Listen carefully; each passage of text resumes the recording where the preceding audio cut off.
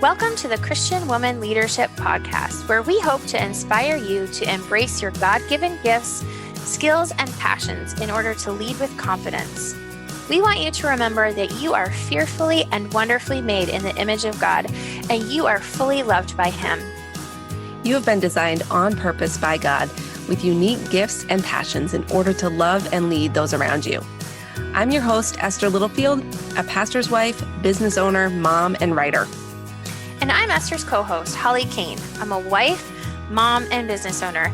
I also write at hollykane.org, where I focus on my passion for women's ministry. Together, we chat about important issues that Christian women leaders face. In addition, we interview other women just like you who lead in various roles, from church to community to business.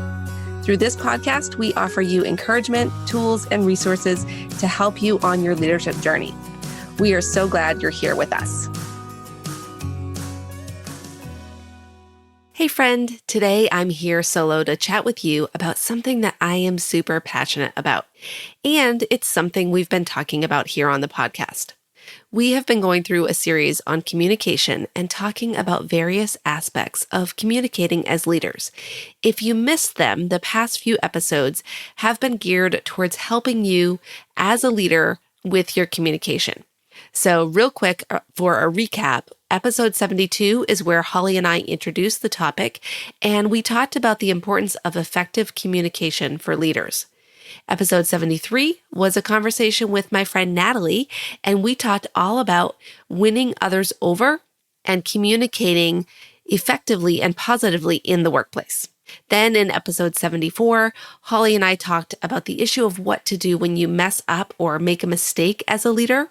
And last week in episode 75, our friend Angela Sackett joined us to talk about her leadership journey. And we talked a lot about saying hard things, about asking tough questions, and we got into showing hospitality.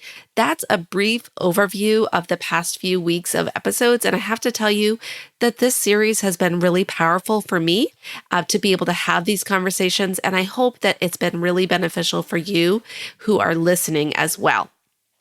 And all along, I have been telling you that I'm working on a resource for you related to this issue of having hard conversations. If you're on my email list or in our Facebook group, you probably have seen me talking about it, and you may have noticed that I asked for some feedback about this resource so that I could find out what you really need in terms of having hard conversations. If you're not on my email list or you don't remember seeing something like that, then make sure that you jump on my email list. An easy way to do that is if you go to estherlittlefield.com/confident, you will be able to get the Confident Leader Manifesto, and you can jump in there. You'll be on my list, and you'll also get a nice free resource for you. So back to the feedback I asked for.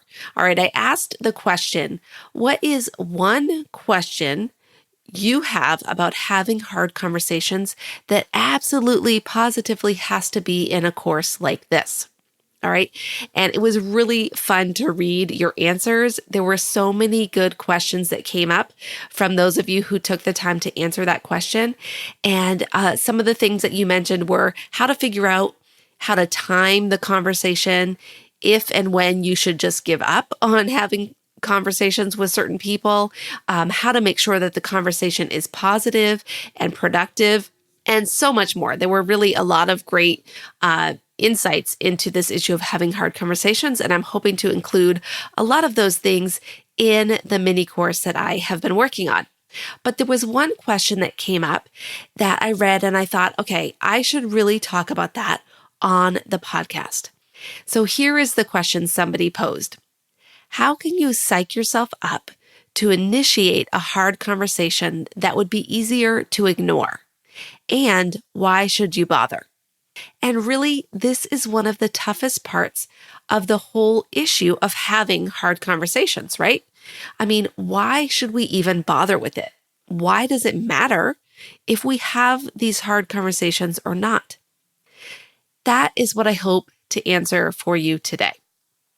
Let's start, though, by talking about what can happen when we do not have the hard conversations. So there's a few problems that can arise when we decide to ignore and not have these tough conversations with other people in our lives. The first thing is that resentment can arise.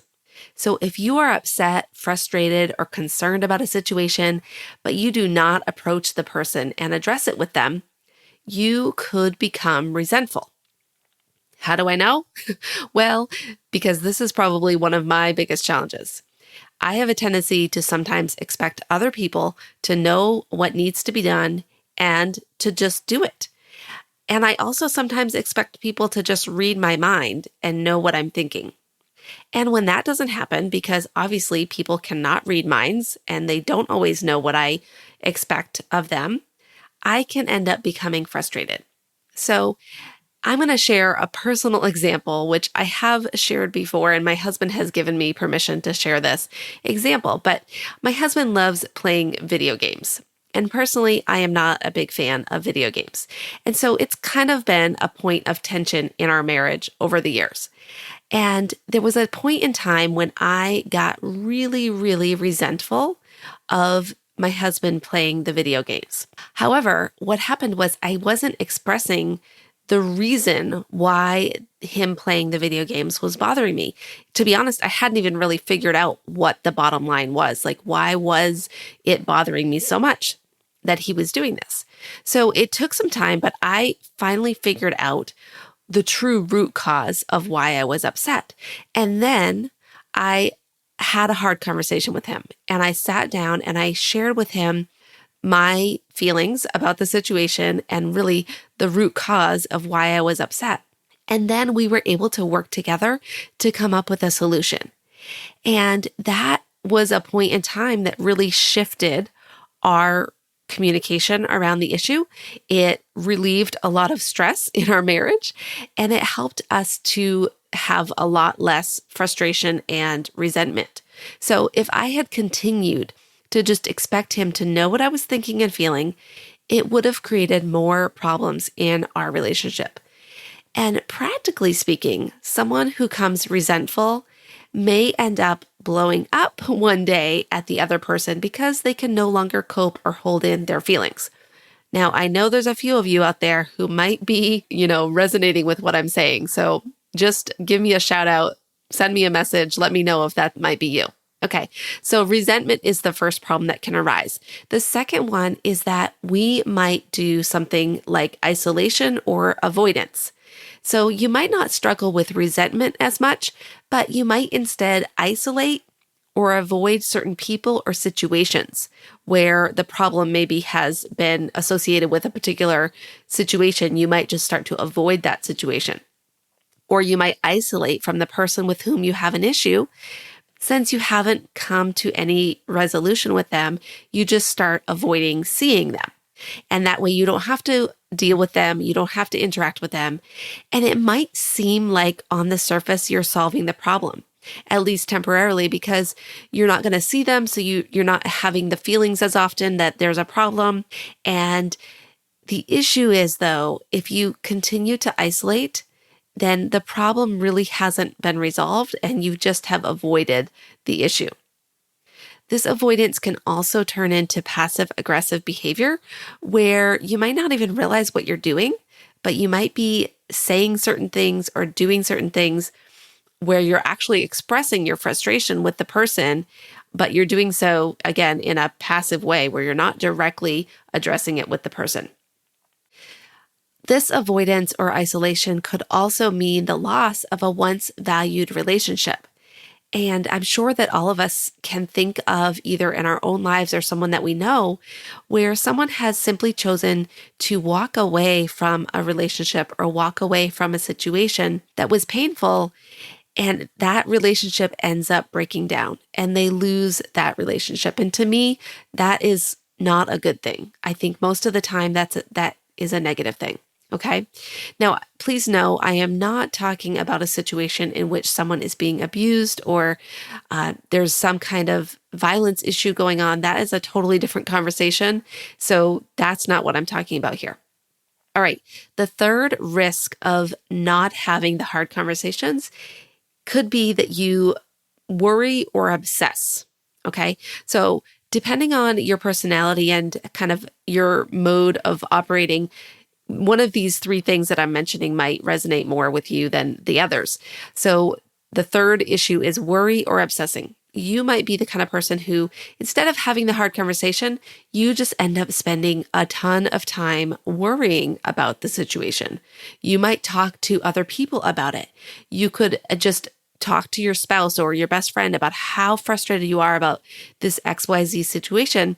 And you kind of end up driving that person crazy for one thing, but it can also end up turning into gossip if you talk about the situation or the other person on an ongoing basis without that person's knowledge of what the issue is. You sometimes might share a prayer request about the situation or about the person, but you really have to be careful if that is actually being gossip instead of an actual prayer request. So just be really careful there. I'm not going to tell you exactly where the line is because I think it depends on the situation, but certainly praying about the situation is a good idea, but worrying, obsessing, or gossiping is not. So this could end up causing you to actually become physically sick, or if the gossip is happening, if you're sharing this with a lot of people or, more than just one or two trusted people that you're getting feedback from, it could end up getting back to the person with whom you had the issue. And that will often make the situation much worse than if you had addressed it in the first place. So these things that I'm sharing are not an exhaustive list, but I do think that they represent some of the most common and most dangerous issues that we create when we decide not to have hard conversations in our lives. And in addition, all of these unhealthy responses are connected to another big issue, which is unforgiveness. And it results in a lack of restoration in our relationships. And so we know that that is really not good for anyone. All right. So now we understand a few of the risks of not having the hard conversations. Now I want to get into the 3 reasons why I think you should have the hard conversations. All right. So the first reason is that it is biblical. Throughout Scripture, we can see that God's desire for us is to have restored relationships, both with Him, but also that we have restored relationships with other people. So the principles of avoiding gossip, taking your issues directly to someone and reconciling, as well as the principle of forgiveness, these are all biblical. These are not necessarily easy things to do, but we can see the guidelines that God lays out for us when it comes to conflict resolution in Scripture. They're there for a reason. They're there because He wants this to happen, and He wants this to be part of our Christian life. Okay? We can also see the example that Jesus set for us. He did not skirt around the tough topics. In fact, He took them head on many times. He said hard things, both to religious rulers, but also to His disciples and His followers and the people that He was closest to. So in this conversation today, I'm not going to go super deep into all the different scriptures that back up this concept, but I'm confident that you can just do a little bit of digging and see the scriptures for resolving conflict, for forgiveness, for avoiding gossip, for speaking positively to others.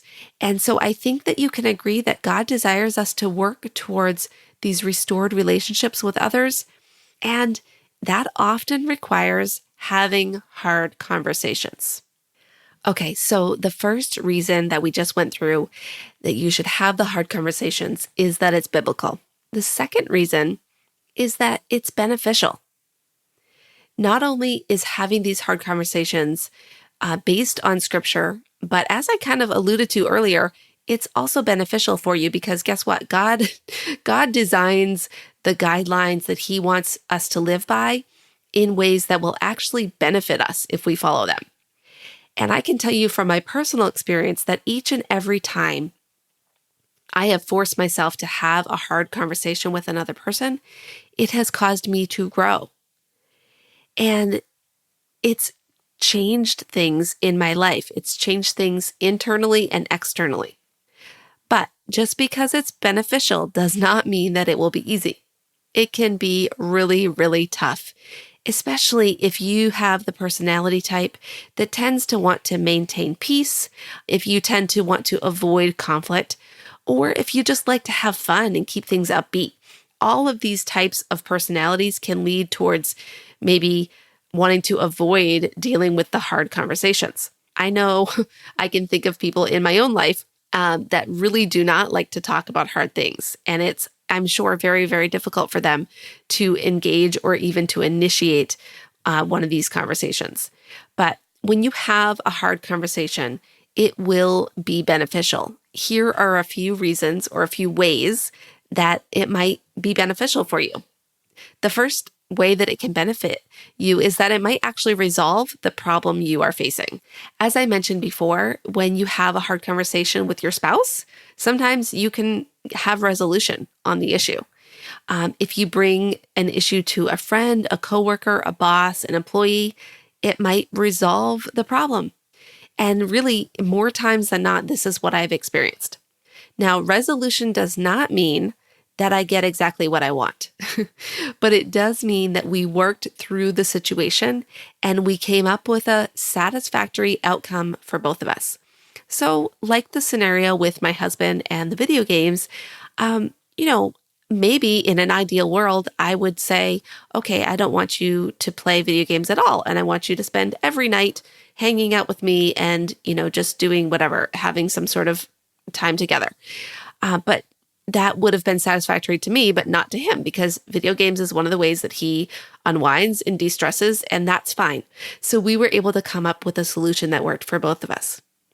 Okay, even if you're not able to come to a resolution, the other way that it can resolve the situation is that you know that you did your part to create the opportunity for resolution.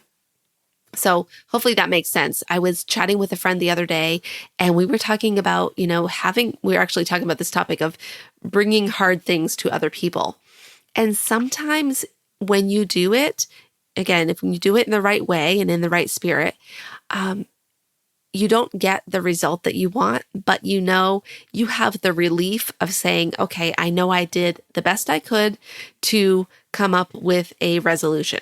And sometimes you just have to leave it at that, but it resolves the problem in the sense that you no longer have it on your mind all the time and you're able to let go. Okay. Another reason that it can be beneficial is that having hard conversations can create healthier relationships. So going to another person and having a hard conversation can actually deepen your relationship with them. Attempting to have a difficult conversation with someone requires vulnerability. And we've talked about this on the podcast before, but vulnerability really means that you are taking a risk by acknowledging something that hurt you or an issue that you're concerned about with that person. And you may or may not know how they will respond. And by taking the risk and working through the response with them, you may be able to create deeper respect and intimacy in the relationship. Okay. And I just want to give like a caveat here that in some situations, we might be talking about dealing with a work relationship or even an acquaintance. So don't take the word intimacy in the wrong way here. What I'm saying is by going out on a limb and stepping out and having that hard conversation, even with someone that you don't know super well, it can result in them having more respect for you, even if you don't have a long-term connection. The next thing in terms of how it's beneficial for you is that it creates a healthier culture.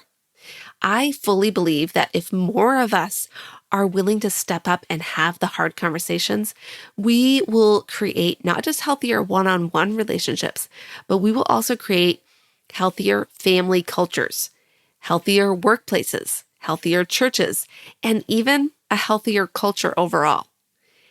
Right now, it seems like there are some people who just get outraged at every little thing and post it on social media or post blog posts about it. And I know I might be guilty of that too. I'm sure I've gone on a few rants one too many times, but that often doesn't do anything to actually resolve the issue or create a healthier culture. So let's just take workplace, for example. Maybe there's a tendency in your workplace for your coworkers to grumble and complain about a particular coworker or even the boss. How often does that happen? I think it's a fairly common issue. I know in the various workplaces that I've been in, there has often been grumbling about a particular person or the boss. But one day you decide as a Christian leader that you're not going to do this anymore. You decide that if you have an issue with a person in your workplace, you're going to take it directly to them. You're going to address your concern with them. You're going to have that hard conversation. It's going to be uncomfortable, but it's possible that by doing that, you'll not only create a healthier connection with that person and hopefully have some resolution. If they are a semi-reasonable person, that might be possible. But it's also possible that you might start a ripple effect in your organization. That if you handle that conversation well and you approach it well and you set that example, then you can potentially create resolution and the other party involved may be inspired to do the same thing the next time they have a problem. Okay, but if you stay quiet, avoid the issue, you become resentful, or you just obsess about it, or you gossip about it, then it just perpetuates that unhealthy culture. So I believe that having the hard conversations are beneficial because it can resolve the situation, it can create healthier relationships, and it can create a healthier culture. All right. The third reason that you should have hard conversations is that it's bold. Okay, I'm going to be totally honest here. Once I came up with those first two words that started with B, I really wanted to have a third B word. I don't know what it is about us who like alliteration, but it needed to happen. All right. But what I really mean here is that by being bold, you are doing something that a leader should do. Boldness is essential to leadership. Way back when Holly and I first started this podcast, we created a list of things that we considered to be key to leadership. And you can go back and listen to that, episode 2. And honestly, I have not listened to that one in a really long time. So I can't make any guarantees about the quality of that episode, but I believe the content is still valuable, even if maybe our recording wasn't super great. But in episode 2, the first thing on our list that we created was doing things that other people won't do and showing up when others don't. And I really think that is what being bold means a lot of times. It means doing things that other people won't do. It means showing up in ways that other people may not show up. And having hard conversations is one of those things. It's one of the things that people tend to avoid. But as leaders, we know that if we want to lead well, we're not going to do that. We're not going to avoid hard conversations. We're going to step up and we're going to be bold. All right. We're going to set an example for those who follow us because we're going to show them that it's possible to do this. It's possible to have hard conversations and to create a healthier culture. So by having the courage to step up and lead hard conversations, we will affect change. Here's the thing. As Christian leaders, we should be leading the way in this arena. We should be the ones helping to create a culture where we know how to address and deal with conflict in healthy ways because we have the Bible as our foundation and we have the Holy Spirit to guide and lead us. So I believe we should be doing this differently than the rest of the world. As Christians in our churches, in our homes, in our workplaces, we should be setting the example and leading the way and being bold in how we do it. So will it be easy? No. But if you make hard conversations part of your life and leadership, it has the power to be transformational. You can be a part of transforming your relationships, your workplace, your church, and again, even culture as a whole. And yes, I know that is a bold statement, but I believe it's possible. So I want to go back for a moment to the original question that I read that came up when I asked for feedback in my survey. Again, the question was, how can you psych yourself up to initiate a hard conversation that would be easier to ignore? And why should you bother? So hopefully in this conversation, I have given you some reasons to bother, quote unquote, with having the hard conversations. We talked about the fact that it's biblical. That's the first reason we should have the hard conversations. We have the example of Jesus and the principles in Scripture of resolving conflict. Secondly, it's beneficial. It will actually help us in our relationships. It will help resolve the problems. It'll help create a healthier culture. And then the third reason you should bother is that it's bold. It's going to set you apart as a leader in your workplace, in your church, wherever you might be. And it's going to help create this different culture that we want in our lives. But I didn't actually address the first half of the question that this person asked. And let me explain. I don't think that you actually need to psych yourself up for hard conversations. But I think I understand what she was really asking. She's asking, how can I be prepared to go into this hard conversation? Maybe it feels really scary. Maybe I don't know what to say. Maybe I don't know how to approach the other person. Maybe I am just super, super shy and can't think of anything that will make me feel prepared to have this conversation. All right.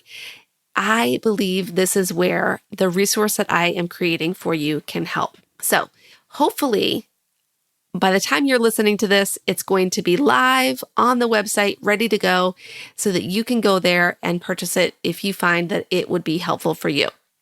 But the resource that I've created for you is going to help you have confidence to initiate and lead the hard conversations you need to have as a leader.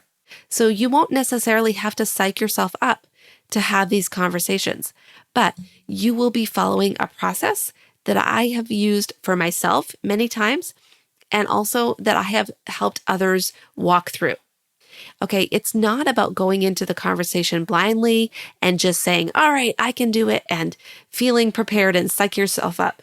But it's really about being prepared by getting the timing right, by approaching the person in a way that will lead to a positive response, by having that biblical foundation and going into the conversation knowing the scriptures and the principles that you want to live out. It's about having certain principles in mind that will help you have the right mindset to approach the person.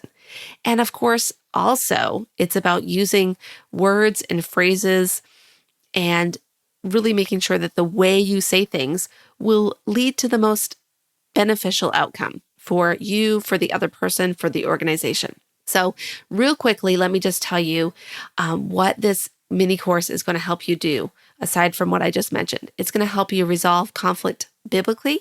It's going to help you build those healthier relationships, and it's going to help you create transformation. So I am really excited to get this into your hands, or rather onto your computer, because it is going to be a digital course that you can consume on your phone or on your computer. And you may have heard me mention the title before that I have been using, which is Confident Leader Scripts. But I've actually decided to change the title of this mini course to Confident Conversations, because it is a lot more than just the scripts that I'm going to give you. It's much, much more than that. So as I'm recording this, I am actually still working on putting it all together for you. And like I said before, my hope is really that by the time this episode goes live, it is going to be ready for you to head on over and grab it so that you can start having these hard conversations with confidence. At this time, I want to let you know you can click the link in the show notes, or you can go to confidentconversations.co. That's .co. Without the com, without the M on the end. So confidentconversations.co. Or again, if you just click the link in the show notes for this episode, you'll be able to get over there. If for some reason I was not able to get it all together, you will still see the coming soon page. But like I said, my hope is that it's going to be ready to go and you'll be able to grab it today. So thank you so much for listening. I just want to say, if you are one of the listeners who sticks around and listens to the majority of our podcast episodes, we are so grateful for you. And even if this is your first time listening, I am so glad you're here. And I just want you to know that as we kind of are getting ready to end the year of 2019 and head into 2020, my hope and my goal is to continue the podcast to be a resource for you. It's totally free for you to listen to these episodes, to access them anytime you want. And that is my goal, to keep doing that. But I will be honest and say that I also have to pay for some of the things that put this podcast together and keep it running. So by grabbing this resource, that is one way for you to show your support for the podcast and for the work that Holly and I are doing. We really appreciate it. We obviously appreciate the reviews and all of the feedback we get, but it also helps us to know if you decide to join in one of our resources that are one of the paid resources that we create. That helps us to know, hey, you're liking what we're creating for you. And it also will help us to continue doing more of that. So I just wanted to mention that. But again, thank you no matter what. We definitely want to keep doing this. We have no plans of stopping. And we hope that this podcast will continue to support you in your leadership journey as a Christian woman. So with that, I will talk to you next week. Thanks for joining us on the Christian Woman Leadership Podcast. If you enjoyed this episode, would you consider leaving us a rating and review in your podcast app? This helps more women just like you find the podcast, and it also helps them to know whether the podcast would be a good fit for them. Just go to the show in your podcast app, then scroll down until you see the option for ratings and reviews. From there, you can tap to rate and write a review. It means the world to us when you take a couple minutes to do this, and thank you so much to everyone who has left a review. Now, don't forget, your leadership matters, and it's time for you to embrace your gifts and lead with confidence.